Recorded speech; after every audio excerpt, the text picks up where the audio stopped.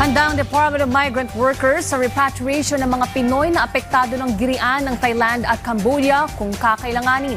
Sa ngayon, mahigit 200 Pilipino nasa Thailand ang inilikas dahil sa pagpapatuloy ng tensyon doon. Yan ang ulat ni Bien Manalo.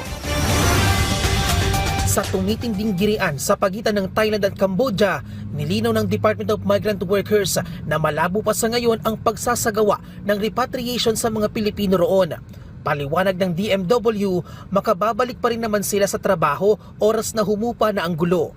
Gayunman, tiniyak nila na handa pa rin sila sa posibleng repatriation sakaling kailanganin. Aabot sa mahigit 200 Pinoy sa bahagi ng timog silangan ng Thailand ang inilikas na at kasalukuyang nanunuluyan sa evacuation centers. Habang ang iba naman mas piniling tumuloy muna sa kanilang kaibigan o kaanak doon. Karamihan sa kanila ay nagtatrabaho roon bilang mga teacher at non-teaching personnel staff sa mga eskwelahan. Wala namang naiulat ang DMW na nasawi o nasugatan sa naturang sigalot. They have been evacuated in country, yes. But they may not be repatriated yet at this stage. Pauwi naman.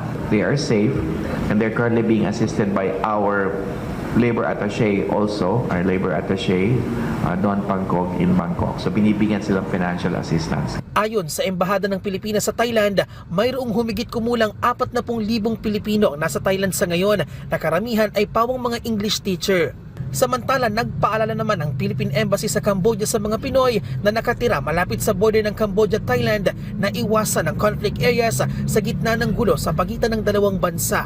Matatanda ang nagdeklara kamakailan ng martial law ang Thailand sa 8 distrito nito. Pinapayuhan din sila na umantabay sa mga balita at sa abiso ng DMW at sa Philippine Embassy doon para maging updated sa lagay ng sitwasyon ng seguridad. Bien Manalo para sa Pambansang TV sa Bagong Pilipinas.